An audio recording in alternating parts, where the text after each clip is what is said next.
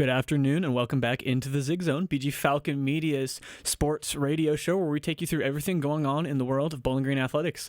We got a really exciting show for you today. I'm joined today by Dawson Pelter and Ben Korak from the Falcon Media Sports Network, but more importantly than the three of us, we've got two Falcon athletes here, the MCs for the upcoming Ziggy Awards this April 22nd.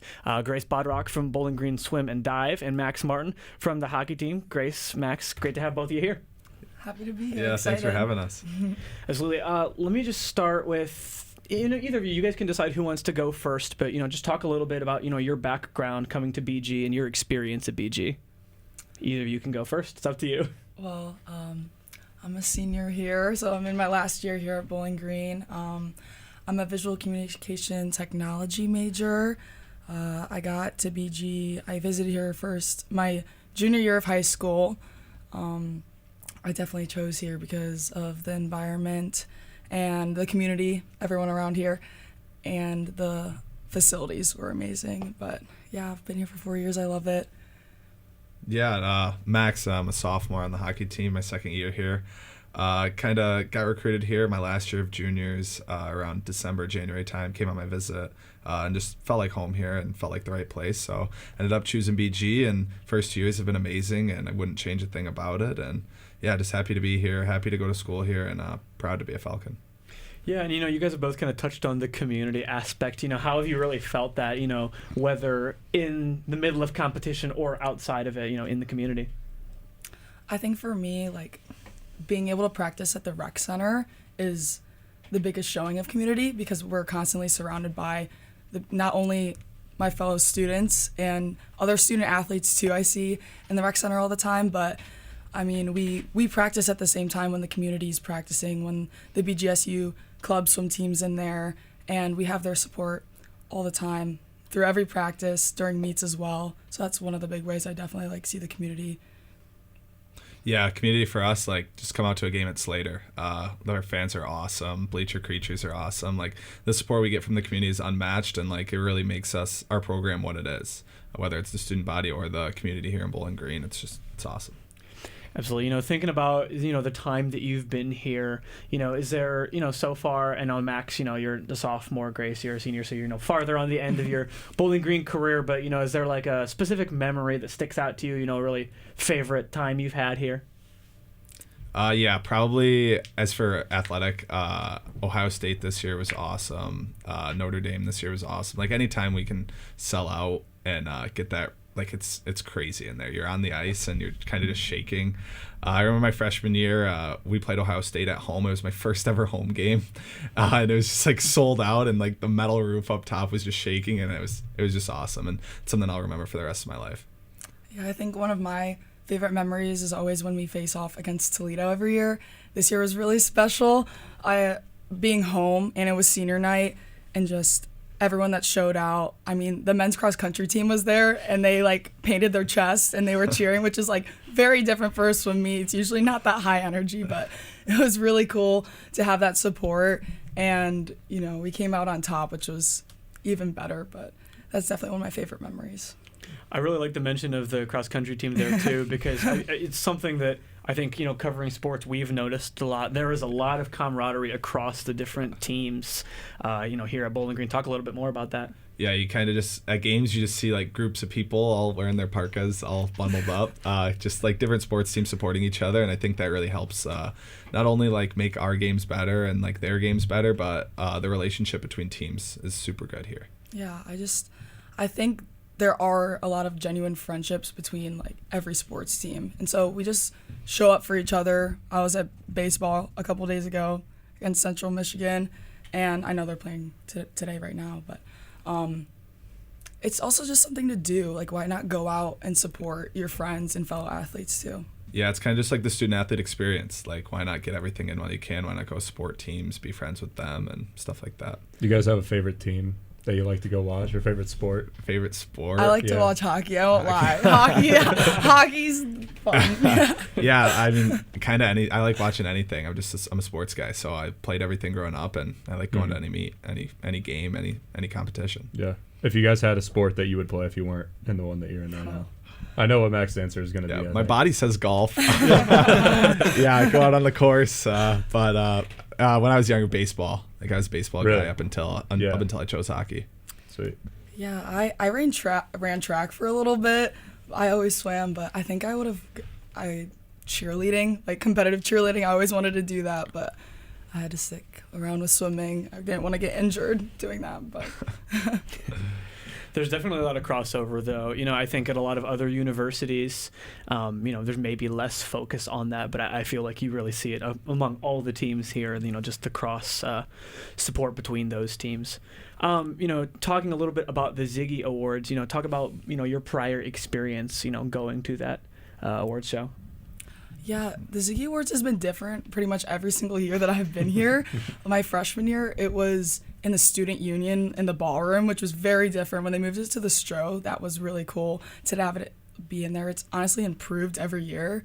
And last year was the first year that we had student athletes emceeing, which I mean, not to be biased, but I think that was a really good idea. It was really fun to watch.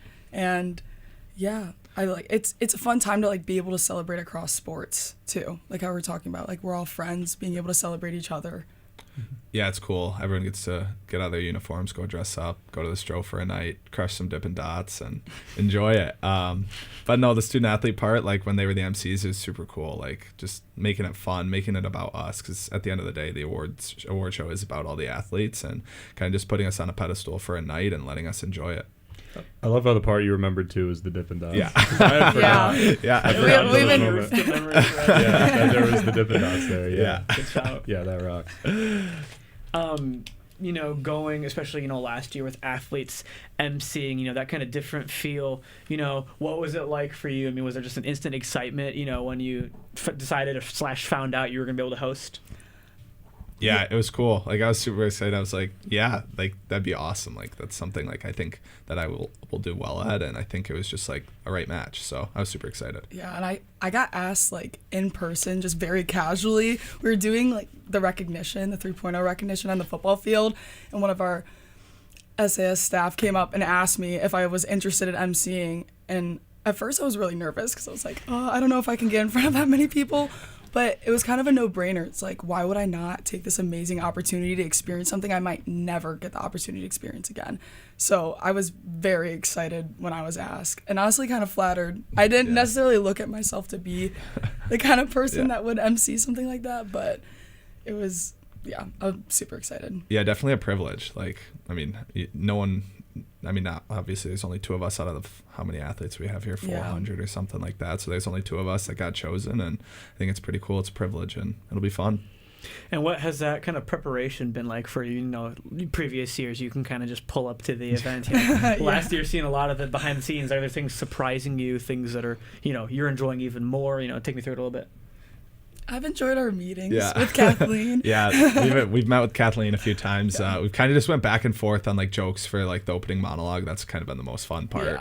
Just writing back and forth different jokes here and there, and kind of finding a way to stay on that line of funny but not mean and but still entertaining, that kind of stuff. Not too personal, but yeah. Yeah, I was gonna say, tell us about what goes into that process of doing the monologue. Because I remember here, last year, there were some hard feelings for some of the For sure. teams. Yeah, maybe on delivery by Finn and Jaden, but also, Yeah, kind of just obviously there's no hard feelings, anything. We all know what everyone goes through, and we all know how hard it is. But kind of just we kind of tried to this year make an aspect of kind of congratulating a team on some of their success, kind of building them up, and then kind of giving them a little jab to even it out, rather than just kind of giving jabs left and right. So yeah.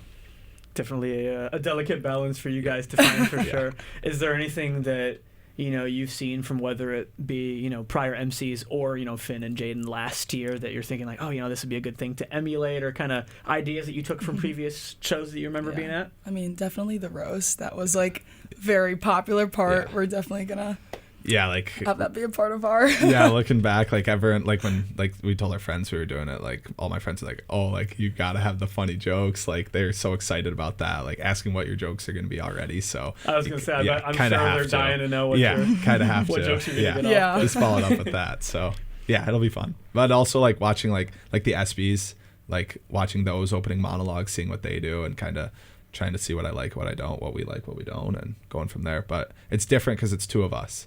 Like, I feel like a lot of times you'll see one MC in different award shows, but the two is kind of good because we can play back and forth. You think it's easier that it's 100%. Yeah. Yeah, and way it's less easier. nerve-wracking too. Like, I know that he's gonna be up there next to me the whole time, so I'm gonna be we're okay. in it together, so That's Somebody's going through exactly what you're going Exactly. Yeah. Yeah.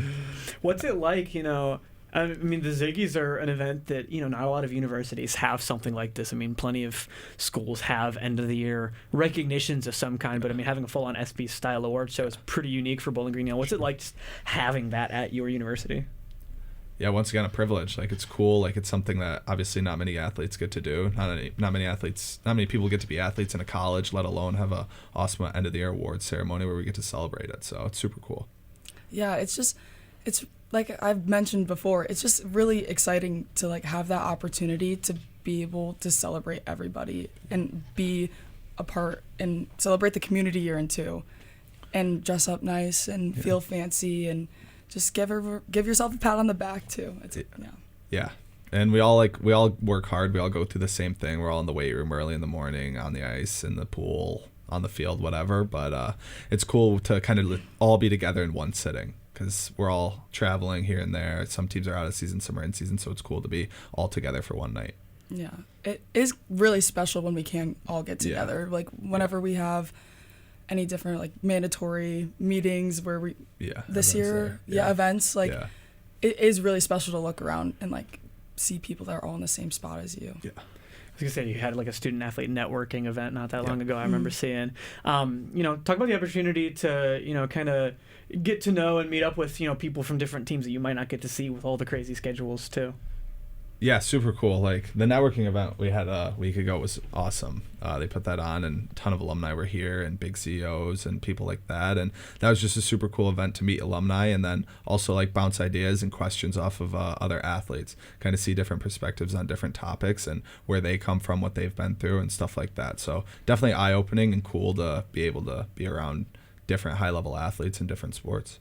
Yeah, and I also think it's really cool to see athletes in a career setting too as well. Like, some of my teammates are like the most competitive people I know, and seeing that translate over and like to their career and like networking is really interesting to see, because not only do I learn from like my fellow athlete friends and my teammates in the pool athletically and hard work ethic, but also I can learn from them in that way too. Yeah, at the networking event, actually, there was an alumni. He played hockey here. He graduated in 11. He was talking to us, and he said he like manages a 42-person sales team.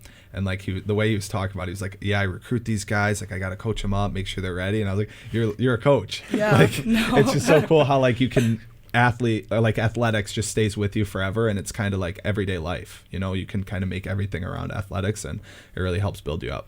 It's the kind of thing that you probably don't like necessarily think about every time in the moment, but then seeing it applied there kind of changes your view. Yep, for sure. Talking a little bit about the awards themselves, there's a variety of awards. We'll talk about some of the categories. One of them, though, is Moment of the Year. But before we talk about any of the awards, I want to know, what is, your favorite moment that you've watched in Falcon sport that wasn't your own team? I'm gonna go first. Thinking. You go Deflecting first. it back and forth. I know. I need to. Yeah, I'll have to think on that one. Yeah. There's a lot of cool stuff. Well, we can let you think about it if you want to think about it. But in the meantime, What's your answer, Olden? Yeah. What do you think? Yeah. Well, I gotta tell you, Ben, I don't play any Falcon sports, so That is true. Well, that means you get a wide. I'm gonna go breadth I'm gonna of go with things. you and Nick playing a little catch in the front. Oh yeah, we were doing that. It was a beautiful day. day. Couple of Falcon athletes on a beautiful day tossing the baseball. Well, I wouldn't go that far, but. But we'll go ahead and go through some of the awards on here. Specifically, one of the, I think, most exciting ones for a lot of people. We got 3 nominees for the Moment of the Year. Bowling Green's win over Toledo in the Battle of I-75. The outdoor track and field team winning the MAC championships in the spring. And then hockey, of course, beating Ohio State at home.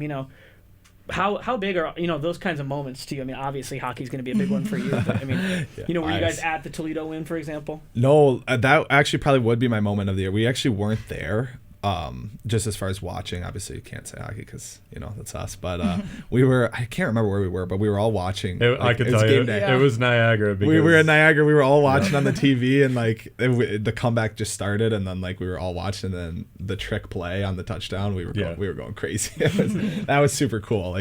Just awesome for those guys, and everyone get all the student athletes, or not student athletes, all the students getting to storm the field.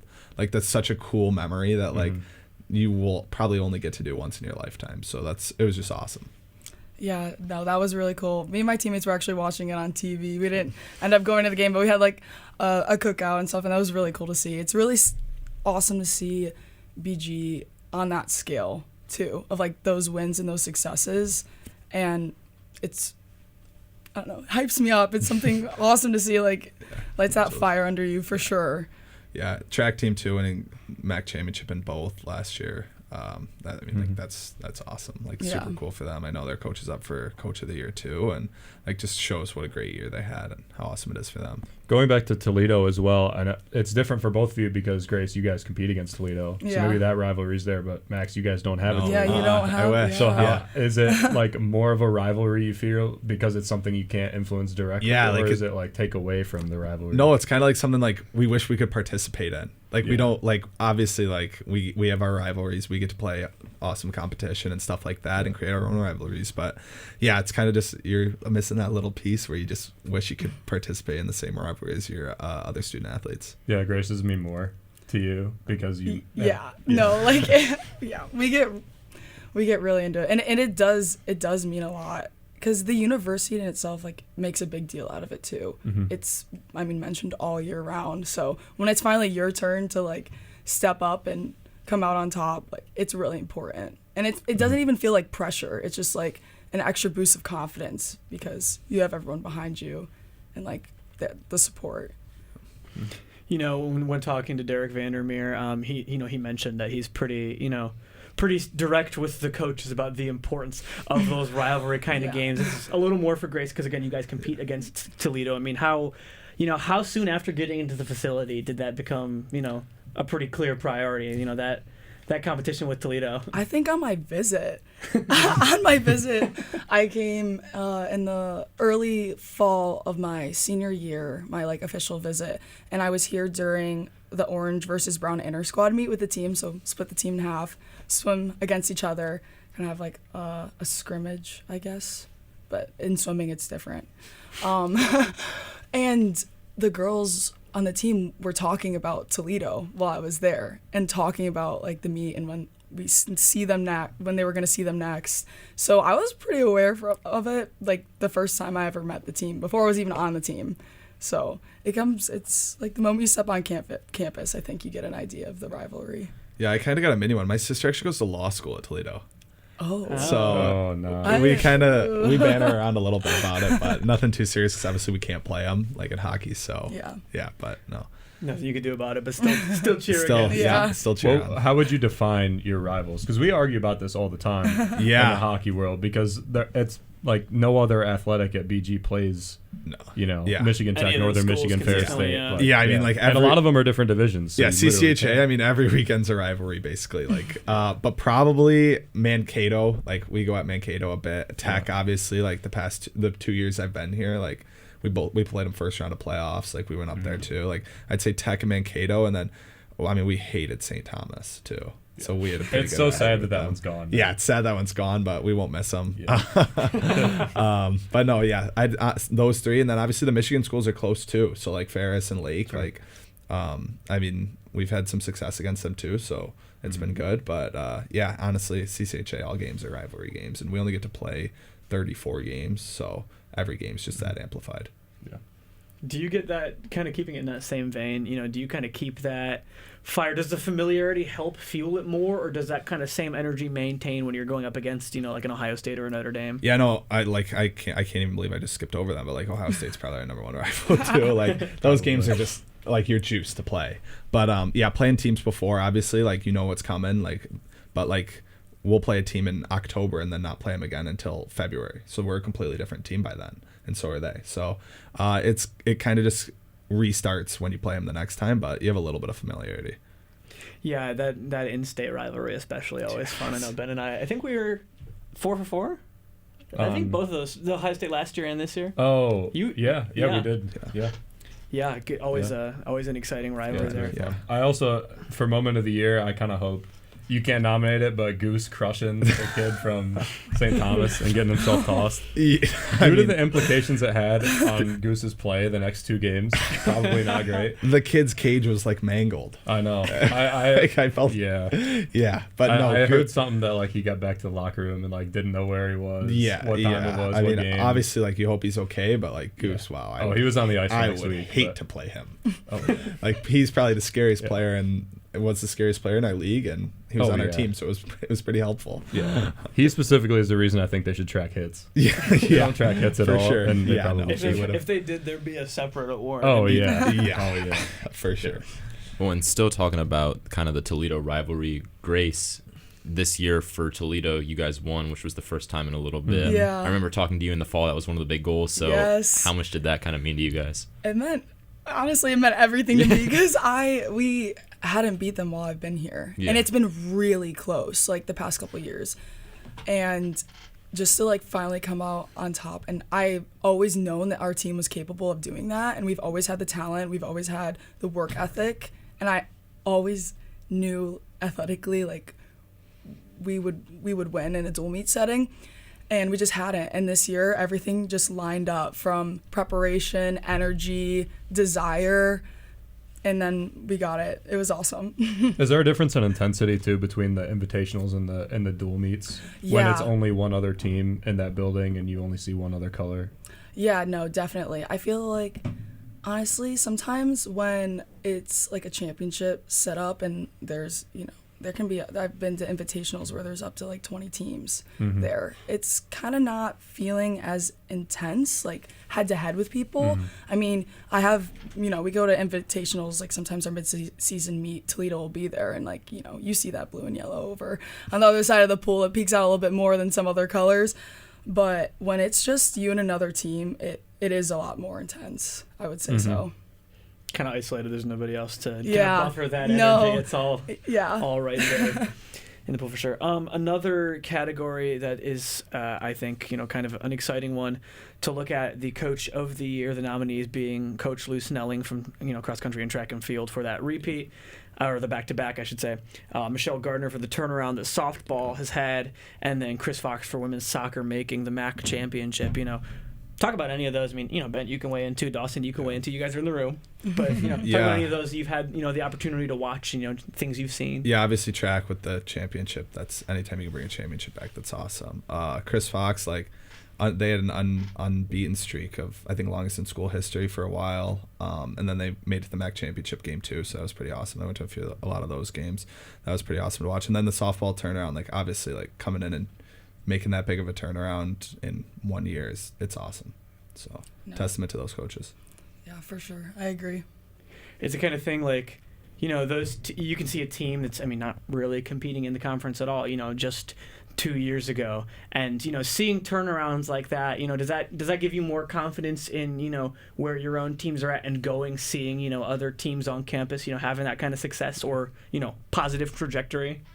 For sure, especially the other men's teams on campus, when they get big wins, it's okay, now we got to go out there and top them.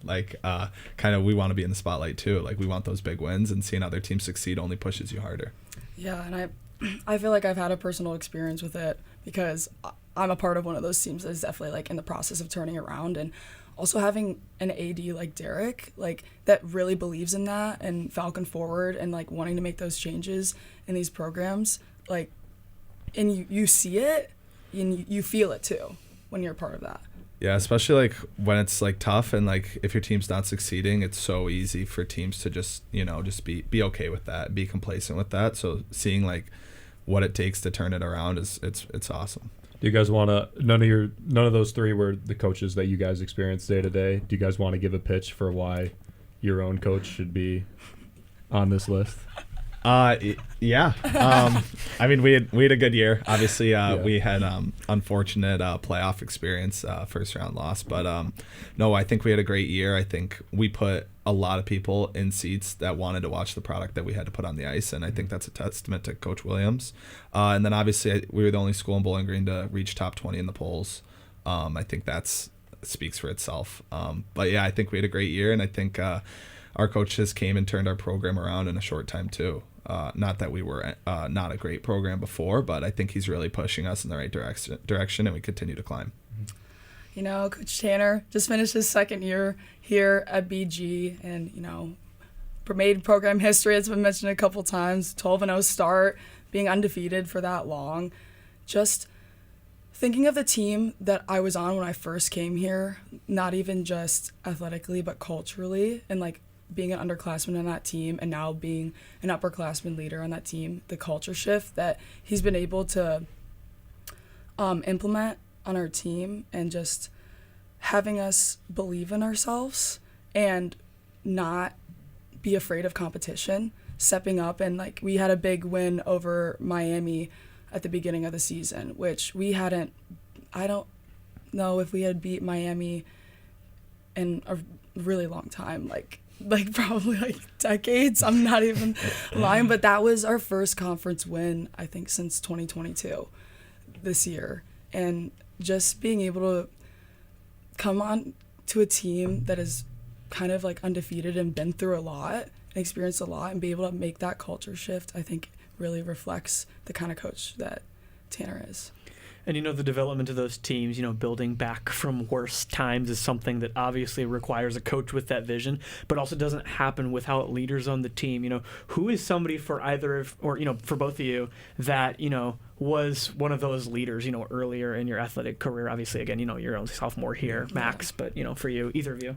Yeah, I'd say Taylor Harris. She was a senior when I was a freshman. I think she was pretty... searching for the right word. She had a very large effect on me, and just the way she leaded with passion and care for everyone, and she was really talented as well. So yeah, our captain this year, Dalton Norris, one of the best guys I'll probably meet my entire life. He really knew how to lead our group. We had a lot of new guys this year. I think we had 10 freshmen, 11 freshmen, and 3 transfers. So like, leading a group like that of a bunch of new faces and really meshing us together, I think is a huge testament to what he did this year. And I can't thank Dalton enough for all he did. I know he's up for an award, and I hope he wins, because I think he deserves everything. Yeah, you know, you talk about, you know, a lot of new faces on the team, you know, with NIL and transfer portal regulations changing and those sorts of things. You know, college athletics are in a very, very unique time, and one that's, I mean, different than they have ever been. You know, how have you seen those effects, if at all, in your own, you know, athletic careers? Yeah, like the roster cap, especially. Obviously, last year we had 30 something guys, and we had to cut down guys, and like, that's really hard. And I'm sure, and it's even harder for our coaches. So like, seeing that, like, that's probably been the biggest thing to affect us. Like losing some of your friends that, like, unfortunately, like, that's just how it works out, and that's how the sport is nowadays. It's a business, and it's how it goes. But that's probably the biggest effect that, like, we've seen. Yeah, I would agree. Like, roster caps was the main thing that affected our team. Luckily, we didn't have to make any cuts, so I didn't have to say goodbye to any of my friends, thankfully. But, you know, just having to sit down and have your coach have that conversation with you, because it's very much could be a real possibility, and just talking about a time that's scary like that and a lot of change, I think affected my team as well. But. Yeah, like last year's transfer portal season, obviously we had to make the roster cuts, but outside of that, like, we didn't have a single kid go into the portal after a team with a new coach that didn't recruit a single one of us. So like, that, I mean, that just goes to show a lot. Like, we didn't have a single kid jump in on a coach that didn't even recruit you. So I just think that's a huge testament to our program and our culture here. Yeah, and I think that's a culture that, I mean, you could really see, you know, especially in your own team, but also in just, you know, across the programs at Bowling Green. You know, that's the kind of culture that it takes to, rally in the face of adversity, which brings me to another one of the awards. The comeback performance of the year includes some injuries and coming back in a score sense. So the nominees for that one are the comeback against Toledo for the football team, Addie Martin returning from injury for softball, and then Lauren Hovey returning from injury for the volleyball team. What's a time that you can remember? I mean, it could be high school club or, in college. What's a comeback that's really memorable to you for yourself, your team, or otherwise? Yeah, I'd like knock on wood. Like thankfully, I've been pretty lucky, like to not have any serious like bad injuries like that. But as like a teammate standpoint, like last year, Christian Stover, he was gone for the chunk of the whole first almost half of the year, and then he came back and was one of the best goalies in the country. And he stood on his head countless times. I remember there was a game at home against Bemidji, and he was flopping all over the ice, saving everything. I'm sure Ben probably remembers that game. It was awesome. But like his comeback and like what he went, like everything that he went through, like that's probably like my biggest comeback performance that I've seen. And Yeah, I got injured my junior year. I broke my hand actually at swim practice somehow. Someone kicked me so hard in the knuckle, I got like a straight break across the middle of my hand. And didn't you mention contact earlier sport. that you didn't want injury? Yeah. And that's why, contact sport, swim and dive. I know. Yeah, people don't realize it gets really brutal sometimes in the warm-up pools. Like I was talking about those invitationals when there's like upwards of 20 teams sometimes. Those pools are filled, and it's guys and girls. Like I've had dudes run me over, like, and flip turn on me, like full body, like push off. So yeah, it can get aggressive in there, but that was a really big year for recruiting, and I was injured and I wasn't swimming, and so that did definitely put a damper on my recruiting at that time. But Bowling Green actually reached out to me when I was injured and not swimming, so I think that's definitely a big reason why I ended up coming here, because like at the time the assistant coach was still talking to me and actively trying to recruit me while I was injured. But I came back from that. I was out of the pool for a month, which in swimming is a lot. When you miss a couple days, your feel can completely go away of the water, and which is kind of hard to explain, but you kind of forget how to swim, if that makes any sense, which is crazy because I've been doing it my whole life. But when you're out of the water for that long, it has a really big effect on your races. So I was able to come back from that. I didn't end up having the performance that I wanted to, but I trained really hard that summer leading up into my senior year of high school, and I had a really standout year that year. Yeah, another one too was this year, Dalton Norris. Like we spoke about him earlier. He had a pretty bad injury, and he came back like way quicker than anyone else could have, and he showed up for us in the playoffs, and that was pretty awesome. And then another one too, Brett Foe. Like he finally took a puck to the net. We always joke with him, and he like punctured his lung, broke his ribs, and like he ended up making it able to come back and play games in the end of the year, and that was an amazing comeback that no one thought he could have done. I remember both of those. It felt like there was just like an instant quiet across the fans. I mean, you could feel the nerves there, but some really impressive comebacks in those. Talking a little bit, you were mentioning, your kind of career prior to BG, which brings me to, both of you have coaches in their second years, Willie and Coach Barton, both, just having finished their second years here at Bowling Green. What was kind of your initial impressions of your, current coaches, and then how have they, then surpassed those or modified those, Talk about that a little bit. Obviously, so I was recruited here by our assistant coach and then the head coach at the time. And around March, I think, before I was coming into my freshman year, we had a coaching change. And like that was obviously like you're coming in like brand new coach that didn't recruit you, so it was kind of like a weird area. But like seeing like the first interview with Willie when he got hired, and then having him call me right away when he got hired too. Like he's just the kind of guy that when he's talking, you kind of just like sit up in your seat a little bit. You kind of pay attention a little more, and he demands a lot out of his players. And I think he just really good. I think my first impression, I wondered if Coach Tanner was ever not happy. Every day he is one of those coaches that comes on deck with a smile on his face. Good morning to everyone. Good morning, Grace, every day. And I was like, does this guy ever get mad? he does. I did learn eventually. But I think that reflects just the kind of coach that he wants to be for us, and like that positivity and like that, like I was mentioning earlier, that culture shift. And that's reflective of his outgoing and happy personality. Does Willie ever get mad?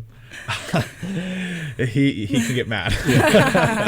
No, but like he is always smiling too. Like he's always joking around with us, especially like we're in the lounge eating breakfast, eating lunch after practice. Like he's in there joking around with us and snapping it around. So, but no, he knows how to get serious when it's time to get serious. I feel like all the coaches that you see are coaches who have, been there, experienced it in, kind of the same vein that you guys are now. Could you see yourselves being coaches down the line for your sport? Yeah, definitely. Yeah, for sure. Yeah. I love swimming. Like, I'm a swimming nerd. I watch swimming all the time on my phone. Like, it's always in my feed, on my social media. I don't see myself, like, fully ever stepping away, and I would love to like keep my involvement in the swimming world with coaching eventually. Yeah, for sure. Like obviously I think the big part about like wanting to be a coach for me would just like be seeing other people succeed, like being a part in someone else's story and being a part of their success is super cool. I know like there's a few of us, we coach every week here in Bowling Green. We do skills with the kids here, so like that's also been cool to just kind of get in that part of coaching and just start out a little bit. So kind of in the same vein too, I know because we had the Winter Olympics just passed, and you said you're a swimming nerd too. How big is it when the Olympics come around, Grace? It's huge. And you get to watch, because the United States has a pretty good swimming record too. And being able to see swimming on TV like is really cool. Obviously now it was a bigger deal when I was younger because there was less like streaming of like different college meets and things like that. So when the Olympics came on, it was like always on in my house because being able to see swimming on TV like that, I mean, you're used to being able to see hockey all the time and like have that representation, but you don't always get that with a sport that's not as popular. So being able to see that on TV was always really cool. You have a favorite swimmer? Yeah, Katie Ledecky, I feel like you have to give it to her. Yeah, for sure. Kind of crazy as any sports watcher, but in particular I'm sure as a swimmer, living through both Phelps and Ledecky's primes is crazy. Being able to see that and grow up around that and just see the hype grow around swimming too as I've gotten older and farther into my career, like being able to watch those Olympians like definitely is like what made me fall in love with the sport. Like at a time where like America was like so excellent at swimming, we still have a lot of excellence, but that time with Phelps and Ledecky was unreal, being a little kid and having that to look up to. Yeah, and then like for hockey, like the last Olympics was awesome. I mean, Jack Hughes' golden goal. Like I remember, we had our senior brunch the day of the Olympic gold medal game. And it was during our brunch, and they were in overtime while like our seniors were up there giving their speeches, and like we have a lot of Canadians on the team, so like everyone was kind of just like side eyeing the TV because we had it playing while it was going on, and then Jack Hughes scored the golden goal, and like most of our team, they're all Canadian, they just went kind of like silent. it was funny, but it's so cool to see like hockey's also like obviously it's in the spotlight, but it kind of gets overshadowed by football and basketball and sports like that. So seeing a moment like that golden goal, like bring more eyes to hockey was super awesome. Was that meaningful for you as well on a team that isn't majority? Yeah, definitely gave it to him a bit. Over the rest of the team. Yeah, we gave it to him a little bit. We only have like 5 Americans or 6 Americans, so we were definitely holding it over them. God, we had some beef going on too. We have a good amount of Canadians on our team, really big hockey fans. Our assistant coach Ian Bishop's also really into hockey as well, so they're definitely chirping at each other a little bit. That was the only time in my life that I've ever like shed a tear while watching a sport. Like, I was actually so happy for that. That's so cool. Yeah, because none of my teams have ever won like any championships. Like Detroit's been pretty. Oh my, yeah, like and like I'm a Michigan guy, so like Detroit fan. Wings lost Saturday last night. Saturday was a bad day. Saturday, Tigers have had a couple opportunities. Every day's a bad day for the Lions. Yeah. Like it's tough out here being a Detroit sports fan. Yeah, but at least Werenski and Larkin and Jack Hughes got us one for Michigan. And for super cool and for the US. Yeah, definitely some highlights to fall back on nevertheless, despite a little bit of Detroit despair. You mentioned the coaching thing too with like the kids in town here. What opportunities have you guys had to really interact with the community in your time at BG? Yeah, like obviously coaching's been huge. I also stay here in the summers too. Like I did last summer, I will again this summer, just because I don't have the resources back home to like be able to train at a high level. So like I coach here in the summers and really get to know the kids here in the community here and their parents, and like it's really cool seeing them around the rink and like they know you like not only as a player but also as a person too. So it's been cool to interact with the community that way. Yeah, one thing Coach Tanner started implementing when he got here is that we do swim clinics with kids in the community. BG Rec Center, they have their own club swim team for high school like and younger kids. So I see them every day. We practice at the same time, but those swim clinics are a time to like get in and like coach the younger community, the kids in the community, and it's really special to be able to interact with them in that way and also coach and teach them something that they can hopefully take into their career. Yeah, kind of give back too. Like Yeah. we had a lot of people that helped us get to where we are today, so try to help someone else get to where you are is super cool. Yeah, and when I was like a 9, 10, 11, 12 swimmer, the college girls were like the coolest people ever to me. I would hope maybe they look at me that way, but just being able to interact with them and also look and see like in your community, like I can get there one day. I can be just like her. I can swim in college and do whatever, and I'm sure it's the same with you, Max. Sure. Like being able to be that kind of role model is like super important. Talking about a couple more of the awards, going back to the Zig itself, we got the Male Athlete of the Year award. Trace Terry, Quinn Emerson, Javante Campbell, the nominees on that one. Any memorable performances you remember on any of those? I'm sure you've got one for Quinn. Yeah, for Quinn, obviously he had a great year. Quinn had a great year. He scored some really big goals for us. Actually, probably my favorite goal of Quinn's wasn't this year. It was last year, overtime winner against Michigan Tech at home. That one was awesome. But no, Quinn is a great person, great hockey player, and he was a leader for us all year. As for the other guys, like Trace Terry, I saw him score some banger goals this year. Like some really, really, really good goals. He's a great player too, obviously. And then Javante Campbell, also great, especially defensively. It's awesome to see like defensive guys too that like get their recognition as well. Not shortchanging also for Female Athlete of the Year. And, Dawson, Ben, you can weigh in some thoughts too. If you'd like, Peyton O'Malley, goalkeeper for women's soccer, Kylie Cubison, cross country and track, and then Addie Martin for softball. 3 stellar nominees there. I mean, Kylie Cubison has rewritten half of the dang record books for track and field. She kind of goes without saying. Peyton O'Malley, I mean, if you watch the MAC tournament, I mean, she's PKs. Nails. The PKs that was incredible. That was pretty close to my highlight of the year. Yeah, that was awesome. That whole tournament was super cool to watch. The women's soccer MAC tournament. And then Addie Martin too, like come back as well, and then all MAC freshman team too. Like she had a really good story as well. Is there a favorite? If you think of the different, awards that are going to be handed out, is there a favorite category of yours, one you like for a reason, something that you would come up with if you were the mastermind behind the SBs or, Oh, gosh. If we would come up with an award. Yeah, I don't know. I feel like we were joking the other day about, like a fake award. I think we... What was it? Ben and Dawson, you can chime in on this one, too. I know Ben's got some ideas. I'm trying to think right now. Know. I was thinking the other day about like opponent of the year, and it's just a team that like or a school that BG just waxed. It's like a team that like they the didn't records lose against every school, every sport, that kind of thing. I think you're in the right wheelhouse. I think there needs to be an award that's a little bit more tongue in cheek. You know what I mean? They're genuine and serious, and that's important. Yeah. But like one that's having a little more fun. The Golden Razzie, the Come On Man. Yeah, the Razzies are awesome. Yeah, something like that would be cool for sure. Yeah. Maybe interview of the year. That'd be good. Yeah. Say some funny stuff. I had a bad one this year. What'd you say? It was like it was in between periods against Mankato at home, and I was like getting interviewed, and I had the worst voice crack ever. Like it was so bad. Like and then like after the game went home, I was on my phone on Twitter or something, and I was on Twitter and I saw some Mankato fan posted it, and he was like, "Looks like Bowling Green's pretty nervous for the next period." And I was like, "Come on!" But yeah, that was funny. Yeah, I wish I still had my Midco log.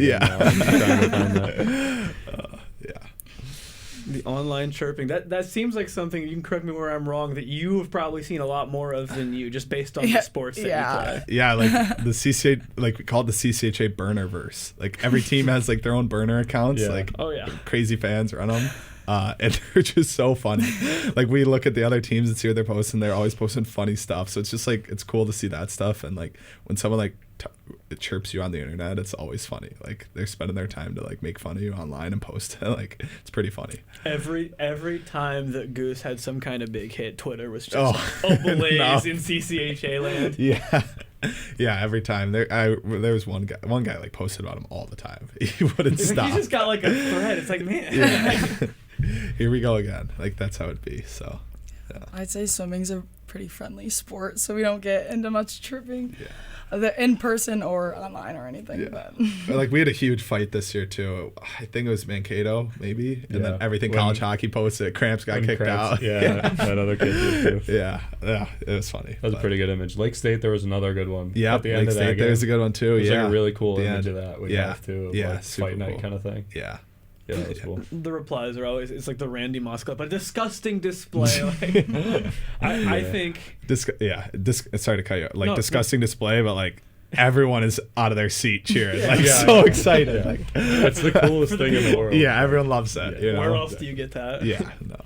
I think if I were trying to cook up a category that was like on the funnier end, I think it would have to just be like, funny moment of the year, like just some sort of hiccup, like somebody's warming up and they trip or something, like those kinds of things, like like things that are maybe not as funny in the moment, but you can kind of laugh at after. And like watching the Ziggy Awards last year, like the blooper reel. Yeah, that's a big thing. I was in that. Yeah, we were talking about it the other day. You were in it. I was in it. Yeah, tell us about that. I was behind the blocks and I was on a relay, and I think we had just won. I can't remember what meet it was, but I was behind the blocks, and I don't know why I always do this, but I'm like my tongue out of my mouth, like screaming, like just going crazy. And so I was in slow motion in the blooper reel, and it was just me. I think my teammate Emily was like screaming back at me, but I looked ridiculous. But it was really funny, and it was like cool to be a part of it too. So.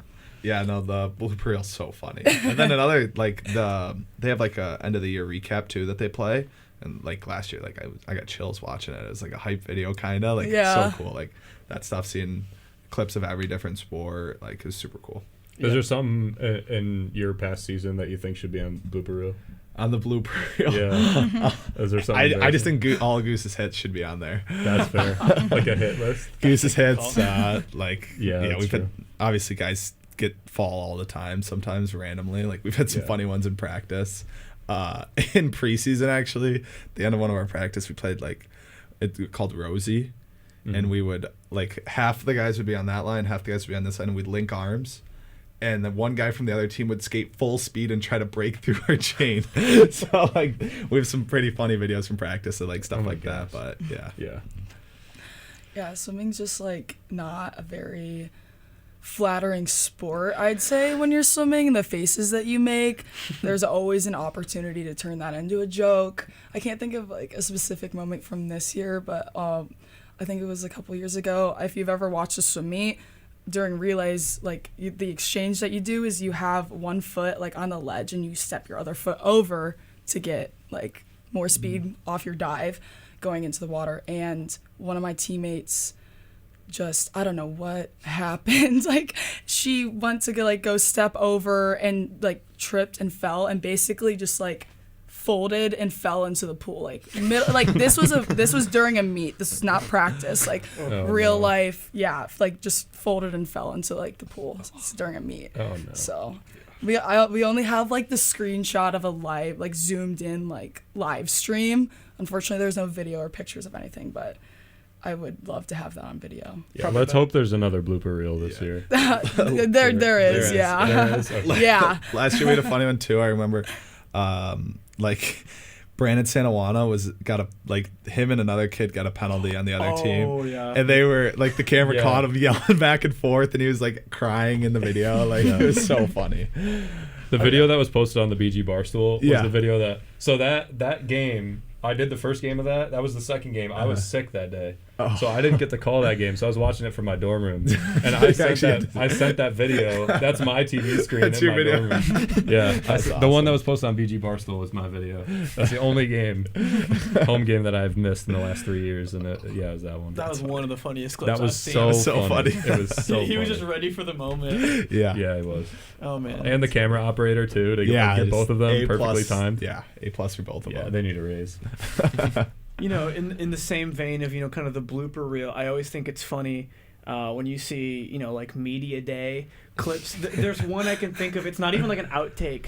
There was like a CBS promotional, and it's like quiet. There's like maybe like an ambient noise behind it, and it's just Tom Brady like, "Are you ready? Let's go!" And he just like screams, and he's just like we've heard that for silent. years because it's just like so awkwardly placed in there. You know, was that ever daunting for you guys? You know, kind of going into those media day type settings. You know, trying to.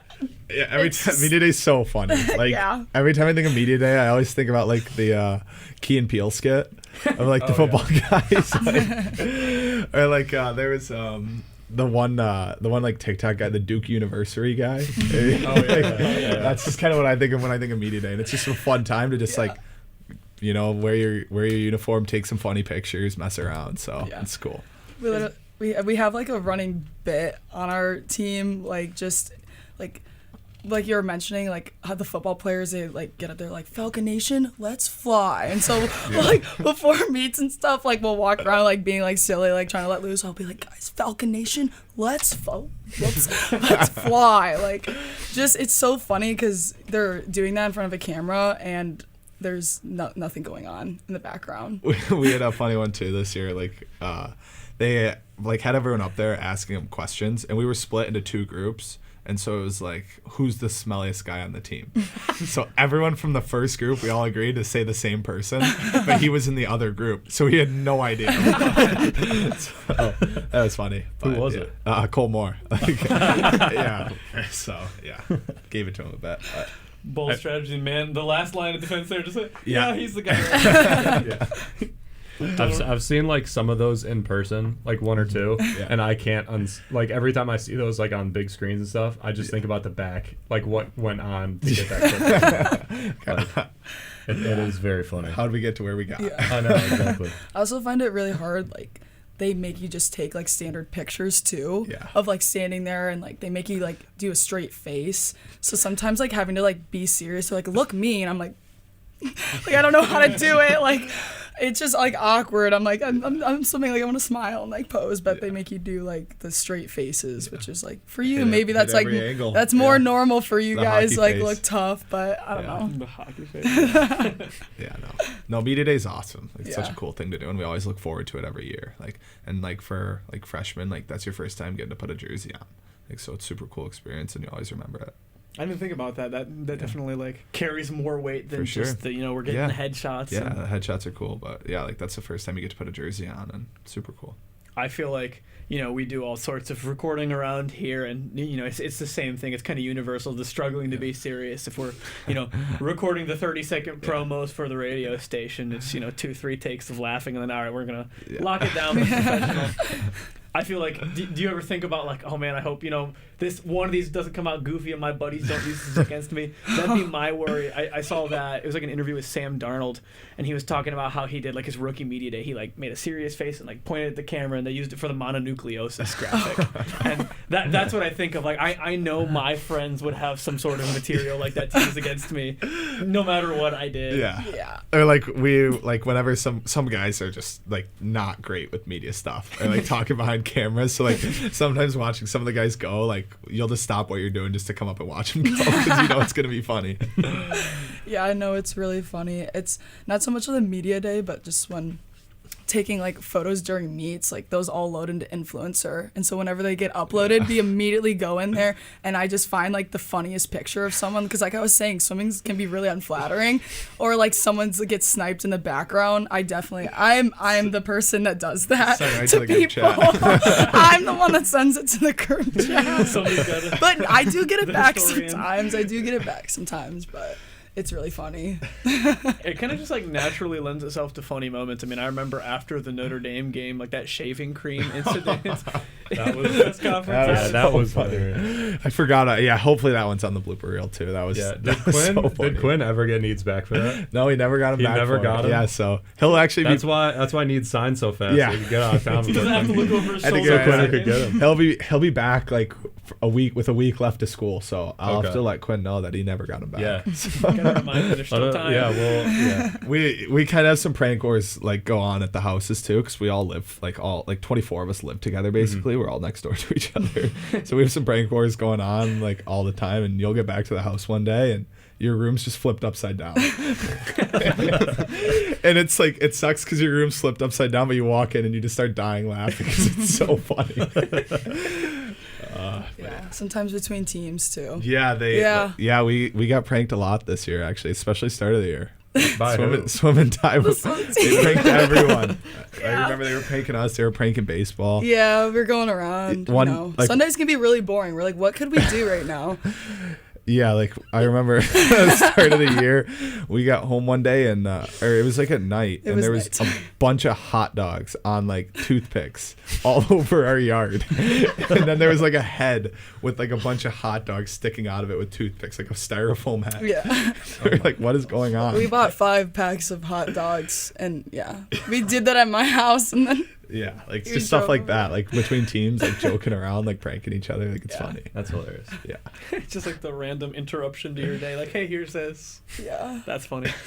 You know, as we get close to the hour here, kind of close to closing up, is there any, one thing, or, what are you looking forward to the most about the Ziggies as they are rapidly approaching here? I'm up for the Medal of Honor award, which is Rigged.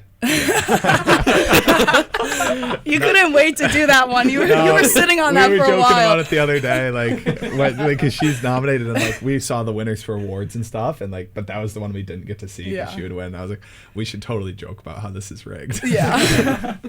But yeah, so I'm really excited for that. So my mom and brother are gonna be able to be there, and being up for an award is like such an honor. And also being able to MC is such a special experience. I'm so grateful. I'm so excited for that. Yeah, it'll be such a cool night. Like we got a lot of my teammates are up for awards too. So like I think it's super cool for them. Like we have a guy up for the Medal of Honor too. I think that's an awesome award, and it's like truly like probably the best award you can get here. Like such good recognition. But super excited to like MC and host, and like I think it'll be such a fun experience, and like obviously whatever happens, like if we voice crack, we mess up, like what, who cares, like we're having fun. We got up on stage and we were able to do it, and I think that like obviously says a lot about both of us, because it's not an easy thing to do. No, definitely challenging to especially adapt there. Ben presented an award last year, speaking in front of people on, this platform or other ones. We get plenty of practice. So you guys don't always get the opportunities to do that. So definitely, could be a big adjustment. But I mean, you guys seem pretty confident. Yeah. We're excited. I am grateful for Max too, because I think we have a very similar sense of humor, so it's made like the writing process very easy, and I think we're also both really excited. Yeah. So I think it's easy to feed off of his energy too. Yeah, it's easy to do something like you care about. Yeah. Like, so it'd be cool. But like the cool part is too is like it's obviously all the students, like, but then there's donors too, and then it's open to the public as well. It's all the coaches there too, so it's kind of a weird crowd that like you don't really get to talk in front of much. So kind of knowing what to push, what not to push, it's been interesting to come up together with. Have you had, before, did you have any, interesting opportunities to mingle with somebody new that you hadn't really talked to before? Or is it kind of like, celebrating with my people too? Because I could see both sides. Yeah, obviously probably like just getting together, like doing this together. Like we've obviously like worked on this together, and I think we didn't really know each other. Yeah, no, like I knew who he was, but like now like. So now like. Yeah. So now I'd say maybe we're friends. Yeah, maybe. Yeah, friends. Yeah, friends. We're friends now. Yep. I'm glad that we could solidify that. Yep. So seemed a little bit. Yeah, kind of hesitant, but okay. Yeah. Maybe we went from acquaintances to we're friends now. It only took till like a week and a half. No, we're school friends. We're school friends. We're on we're doing assignment together. It's a group project. We're group project friends. Yeah. So if somebody's carrying the group project, who is it? Oh, I think we've been pretty even. Yeah, I think he was carrying for a little bit. Yeah, at the beginning. I'll give you credit there. But she was also like still participating in season 2. So yeah, like, I was in Florida. I got stuck in Florida. Yeah, during all the flight stuff. Got stuck. 3 days. In Orlando. Around that cold time. I mean, that doesn't And sound If so. you have to get stuck anywhere, Orlando's not bad. Yeah, but the day that we got stuck, it was like 40 degrees and thunderstorming. That's when all the storms were coming up never mind. here. So it was not not so nice. It was rough, but we got home. But that was during like the start of everything. Yeah, when I got stuck in Florida. Yeah. So it's been a little cool. late like, to start. We started with like a rough, like just a sheet, kind of just, and then just jokes about every team, and then like we kind of just wrote a joke about this team, when we both went back and forth, and then that kind of formulated into more of a script, and then we've kind of just been tweaking it from there. Yeah, looking forward to it. Yeah, I'm really excited for it. Anything else you guys want to talk about while you're here before we kind of wrap up? Now's your chance. Yeah. You got I you don't got to know. get off your chest? No, just be ready. The Detroit Red Wings. No, I'm kidding. No. What do you think they need to do, Reg? How do we fix the Show. Detroit? Welcome. Yes, this is how we're fixing the Detroit Red Wings. That's what we're going to talk about for the end of the show. If you ever want to put a podcast together, we're let me know. We're ready. There you go. But no, we're just super excited. Like we hope everyone in the community, like it's open to the community. Like we hope you guys come out because it's a cool event that I think a lot of community members and fans would enjoy. And it's a special night, and I think it'll be really good, and we're excited. Yeah. Definitely excited here as well. Ziggy Awards coming up on Wednesday, April 22nd. Big end of the year celebration of all the excitement that's been going on in Falcon Athletics for the past year. We still got another half of this show coming up, but this has been Max Martin and Grace Bodrock joining us here on the Zig Zone. Thanks so much for being here today, guys. We appreciate you. Yeah, We're going to step away for station identification, but after that we've got much more, so don't go anywhere because you're still listening to the Zig Zone here on WBGU 88.1 FM. You are listening to Falcon Media Sports Network coverage on WBGU 88.1 FM in Bowling Green, Ohio.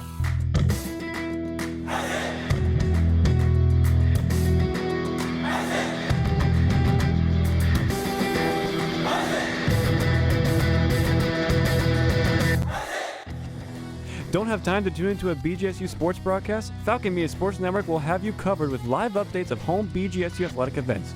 To follow along, head over to @BG_FMSN on Twitter X.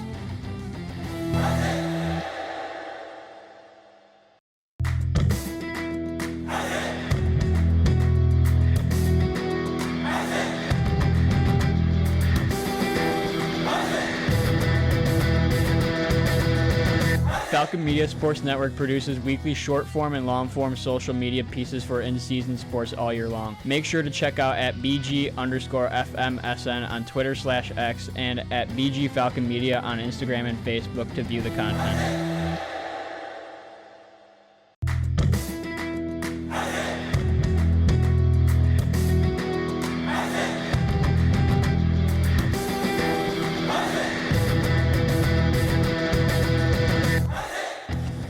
Did you know Falcon Media Sports Network has video highlights of BGSU athletic events? To see all the moments from your favorite BGSU teams and athletes, head over to the BG Falcon Media YouTube channel or view them on bgfalconmedia.com. We're back here in the second half of the Zig Zone. You just finished hearing from Grace Bodrock and Max Martin from BGSU Swim and Bowling Green Hockey, respectively, the MCs for this year's Ziggy Awards, once again coming up Wednesday, April 22nd. And for coverage of that, definitely check out bgfalconmedia.com and BG Falcon Media, wherever else you can find us and you follow us, because there's going to be a ton of content still continuing to come out as we get closer to that awards and as the awards are given out when the actual ceremony happens. But that all in mind, I'm Holden Ruck once again, joined by Ben Korak and Dawson Pelter from the Falcon Media Sports Network. And, we kind of let our guests kind of lead the way in the first half, but it's both of your turn to kind of take over because softball played this weekend, as they play most weekends during softball season. Shocking, you might be surprised. But I'll let you guys take that away. Dawson, take me through just the bones of the weekend. Yeah, so, well, before we go to the weekend, we had Toledo earlier in the week, right? So Important note, I yeah. completely forgot. I'm not gonna lie. You forgot about that? Yeah. That was that. It feels like it's been so long. It does. That's what And before. we didn't get to broadcast them. Yeah, I was prepping. I'm like, oh yeah, like we actually need to talk about this too. Yeah, we like, so that was the series on Tuesday and Wednesday. Single game on Tuesday. Bowling Green ended up losing 3-11 in 5 innings. Then they got the first game 5-0 win before losing the second one 4-6. Ben, you were there doing video and Shows you how prepared I am. I forgot that you were not. I was not there. This guy doesn't skip class. Yeah. Academic weapon.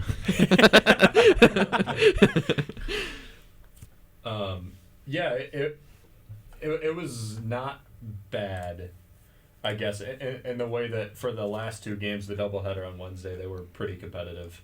I mean, a 5-0 win, very good pitching performance that game, and then the 4-6 loss. I mean, literally one ball bounces differently.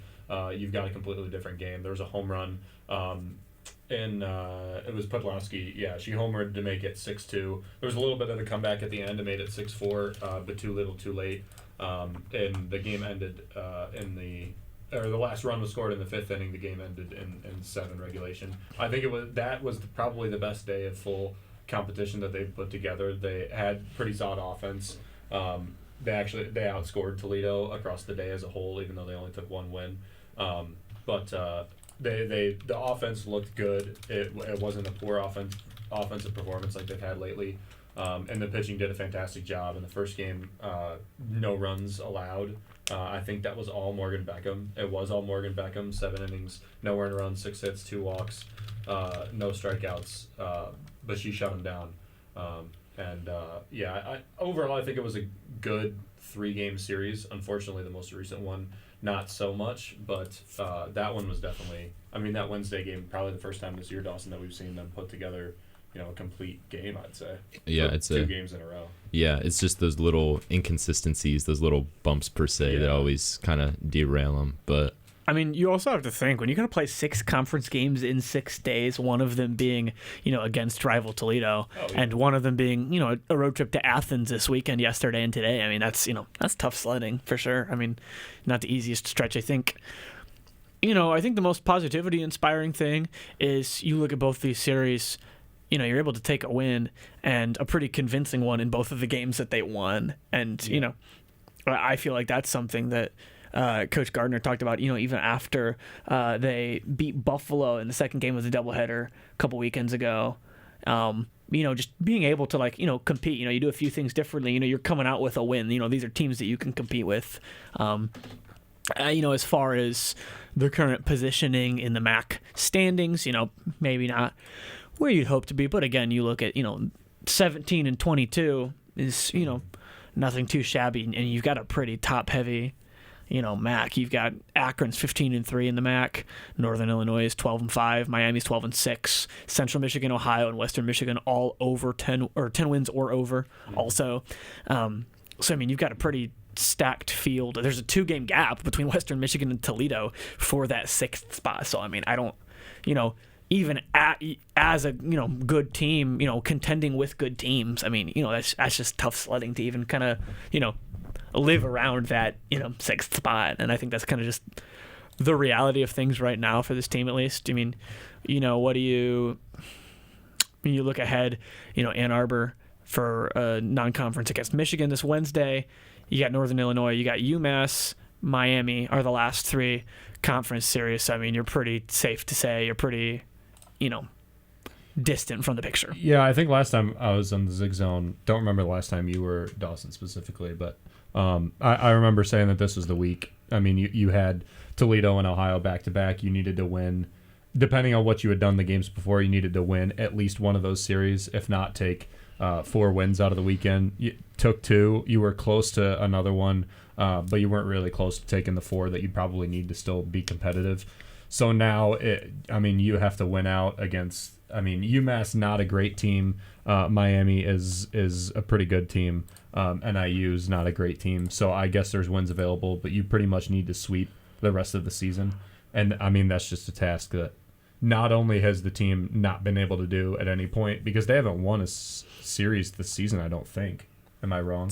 Or this conference season, I should say. Not during the conference season, no. No, Well, they haven't won a series yet, much less swept, and they need to win 9 of their last 9. Well, not only that, I mean, UMass is the only one, in current resume and, recency that's, on a similar stretch. Yeah. UMass is on a 2-game losing streak, and IU's won 6 in a row. Miami's won 4 in a row. So, just to put it in perspective, too, like, if you gave Bowling Green 9 wins today, they still would not be the number 1 team in the conference. right. And that's that's just nobody how else far. moving. Yeah. So you're really battling for the 6th spot, and you need to make up 5 games on Western Michigan, and you need help to do that. So unfortunately, the hope of Well, and you lost. Did they play? I'm double checking. I don't think you need to make up more than that because you'd be tied with Western after. Yeah, you did lose that series. And they lost that series. Yeah. So, they'd actually So have I to, don't know the ins and outs of the tiebreaker exactly, but I think the problem with this and the season as a whole, too, is you've played Western Michigan, you've played Toledo. I don't think that they're a better team, like a clearly better team. And it's certainly against Western Michigan, you lost 2 games by one run. And then you beat them 7-1. Like, you lost them twice, 1-0, and then, you allowed 3 runs in 3 days and lost 2 games. So, that should tell you right there. And that's a team that's probably going to make the Mid-American Conference tournament. So it's not a talent of this team. It's just still through this part of the season not being able to put together enough wins in a row. You can win 1 game out of the series. That's what they've done all year with a sweep in there, and that's just not enough, frankly, clearly. Well, and also, I think a part of it, too, you haven't, say for Central Michigan on the day of their doubleheader, a 1-0 win. That's the only time they've opened a series with a win. And, it's not like getting behind a schedule, but you know what I mean? Going into that weekend, starting with a loss is not, a great foot to start up on when you're in these series that you need to win. It takes away the sweep right off the bat. And while that doesn't matter necessarily toward winning the series, now you need those. And you look back, like even that Central Michigan game, Jillian Gardner sliding into home, still, we can argue to this day, we haven't seen a good replay on whether she was safe or out. And if she's out, who knows how that game would have ended up. They could have been swept by Central because they lost the next 2 games. So yeah, a lot of ifs, ands, or buts. And I would also point out that they're at risk now. They have more wins than last season overall, but conference wins they're still 2 behind, which it looks like they're going to finish with more conference wins than they had last season, but not by a lot. So even just trying to pencil in this season as an improvement over last year, that even is not going to be an easy task, let's say. And I think it's a little bit, I always use the analogies of other sports when I feel like they apply, and I feel like it does. You look at football, and they started hot, maybe higher than people's expectations were after a homecoming win and a rivalry win. And everyone said, oh, well, maybe they'll win more games, get a bowl game, etc. And they didn't. And everyone, all the talking heads were, shocked and like, wow, this team's underachieving, whatever. And that's not really true. And the same thing I think kind of applies here. Now, the metric of improvement, you would like to see an improvement upon last season, but I think that's a distinctly separate conversation from, should they be, contesting for a tournament spot yet? Yeah. The fact that they're competing against every team. At least one time they're winning against every team at least one time, basically. Yeah. It's just that's the issue talking about rebuilding programs is you have to set expectations, and that's what we did with the football team. That's what we had to do with the softball team. And I think I don't remember what you said, Dawson, if anything specifically, but I think I remember saying that the team can make the MAC tournament. Whether or not they will is to be seen, because and so far this season they haven't proved anything to the level of making the MAC tournament, really. They just had enough talent that it was viable. They haven't won enough games, so likely will not. I don't know the line of elimination. I don't know mathematically how many games they need to win, but or lose, I guess, to be eliminated. Well, you're not a math guy after all. I am not a math guy. But it's just expectations. And I think even if you talk to Coach Gardner, which we did preseason, she wouldn't say that. MAC tournament obviously a MAC championship is always on the minds of these coaches, but to say that the bar is to make the MAC tournament would be a very lofty bar for a team that's coming just a season removed from a 6-win overall season. Yeah. So I think realistic expectation, you just need to it's improvement. You just need to finish this season better than you had last season. And talking to some of the girls in the season preview, like that was their entire goal for the season, right? Yeah. So to say if they don't make it that the season was a failure, like that's Oh yeah, I don't know. Yeah, I don't even think that's in contention to anybody And who's you're- watching the sport with an No. ounce of seriousness, respectfully. yeah. Yeah, and you're talking about two people that we talked to, Dawson, that were seniors. Like, this is their Yeah. last chance. And even they were like, yeah, I just want to see improvement. Yeah. Like, it's not like we want to win the MAC championship. It's not even like the bar is MAC tournament. No. It's just to improve on last season and to be a better team than you were last season. Well, and we mentioned it briefly, but already one win more than overall last season. Already Yeah. still 10 plus games left to go. You mentioned still need a couple more MAC wins to pass the MAC record, but I mean, the improvement is there. It's just kind of the shock, I feel like, from how well the start of the season went, that it's kind of the feeling and the vibe that we're feeling now. Why that is. It kind of feels like we got rose-colored glasses from the non-conference a little bit. Yeah. You know, I mean, you look at between the first two invitationals, you know, you go 2-0, and then you take one loss in the following, and you add 4 wins, so you're like 6-1. Yeah. To start. And Coach Gardner did say that the schedule was a little easier this year than last year. I don't remember if she said that she scheduled last year's schedule. I don't remember whether she said or not. This year's was definitely easier. I mean, they got up to like 9-3. Yeah. Yeah. And I don't feel like maybe it hurt or helped the team along better. I do feel Just like kinda they is were what it better is, equipped almost. for conference play going into conference play this year than last year because they had one more games. I think the last tournament was unfortunate because that wasn't the greatest one, and that was the one right before MAC play started. And I mean, there's such like a mental side to it because of, you know, kind of the pace of Yeah. play of, you know, baseball, softball, games that aren't like, you know, nonstop action where, I mean, that mental side does play in a lot. So, I mean, you know, to know what it's like to succeed, you need to know what it feels like. Yeah, exactly. So, I mean, Yeah, I think that's, I mean, it's a fair point on the scheduling to your credit. I mean, I think, you know, yeah, maybe if those tournaments are flopped, you know, you come out of the gate a little hotter, but who knows? maybe. Yeah, who knows? It's all conjecture right now, unfortunately. And it's kind of interesting, too, because, you know, we as sports guys are always making predictions on things that we may or may not be wrong about in the long run. Mostly are. Maybe a little bit overconfidently, I put one up that said on our pillar in the lab that softball would win as many tournament games this year as baseball. Now, that in mind, the totals for those still could be the same, and as I say that, I want to segue a little bit. Considering the current standings today, which is April something. 12th. April 12th, thank you. I could have looked up. Looking at the standings for baseball in the MAC on April 12th, Bowling Green is currently in 7th. Their MAC record is 8-10. That doesn't sound bad until It you doesn't look at the sound win bad. totals. When you look at team number 1, Kent State, 13-5, they're in first. That's understandable. It's to be expected even. Miami, Northern Illinois, Western Michigan, Ball State, Toledo are 2-6. They're all 12-6. All 5 of those teams are 4 games ahead, and those are the tournament teams. And right now, There's a Bowling pretty Green, clear line drawn. Bowling Green is the first one out. It's a pretty clear line drawn in the sand, to your credit, Ben. And then you look at some of the overall records, you know, Toledo's 16-19 versus Bowling Green's 14-19, but then you can look at, you know, baseball's past week where, you know, you have some ups and downs against Central Michigan. You also play Ohio State and Lords Tuesday and Wednesday. Both wins. Looking at those wins, though, kind of interesting. You know, first, I do think the highlight of the week, you know, I think today's result, which we'll get to, maybe leaves a bit of a sour taste on the weekend in general. But, you know, a solid showing against Ohio State. Just better hitting. You end up winning 9-3 against a Big Ten team. I mean, and a Big Ten team with a winning record, too. I mean, that's a big deal.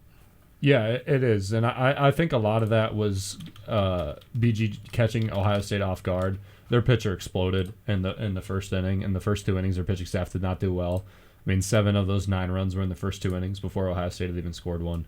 And then I think that might have been a pitching decision that Ohio State's head coach probably shouldn't have made, with a couple of errors mixed in there. And then after that, their offense couldn't get going. It's a good win. It's a good win for BG to extend their win streak. I mean, after the first Central Michigan game that they won, they were on a 6-game win streak, which I think, if I remember correctly, Kyle Edmond, their SID, saying, the baseball team's SID, saying that it was the best start to the month of April since 2009, and the best start to April since 2006, and one of the best starts to any month since like 2000 whatever. I don't remember the exact dates. It's been a long time. It's been a long time. Is the 20-something years, most of. Yeah. Actually, more than Dawson's lifetime, come to think of it. Yeah, I was born in 06, so it's like... I was born in 05, so I was born... But yeah, so it's been a very long time, and that was a very good start. And unfortunately, they weren't able to keep that going against Central. They needed to win the series, and they didn't win the series pretty poorly after a good start. But not to take away from that 6-game win streak, it looked really a lot like they were really going to put something together there for during those 6 games. It really felt like they had figured it out.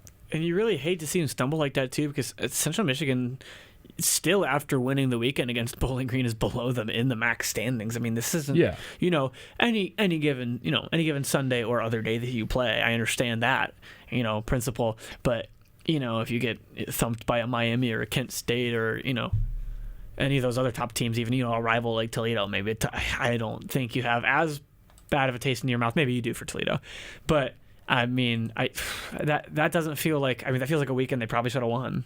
Mm-hmm. I do have to think about, in terms of the arms, you're not, putting your best guys in against Lords on Wednesday. I understand that, but yeah, and not to mention too, I mean, they lost the last 2 games, both the game Saturday and the game today, Sunday. They were just an ace away from losing that first game. I mean, Lance Vickers had a heck of a day. He was definitely the hero of that game. A good closeout too by Titus Lotz, but they were very close to losing that game. It was a heck of a baseball game, very tight the whole time against Central Michigan in Game 1 on Friday. So I think even if that goes a different way, I mean, it again, all conjecture, but you could have very easily been swept that series. Yeah, I mean, looking at the outcomes of the next 2 games, like that first game could have been like much more destructive to your season than it looks right now, just because there was 1 run in the different scoring column. And it's tough, too, because, I mean, you're just seeing total inconsistency between the games, too. I mean, in the first loss against Central Michigan, 0-5, I mean, just, bats aren't getting there. Credit to Central Michigan for, shutting them out. But, yeah, that's not what you like to see. And then, this, the final one today, you score 13 runs and lose. I mean, you're getting absolutely shelled. And...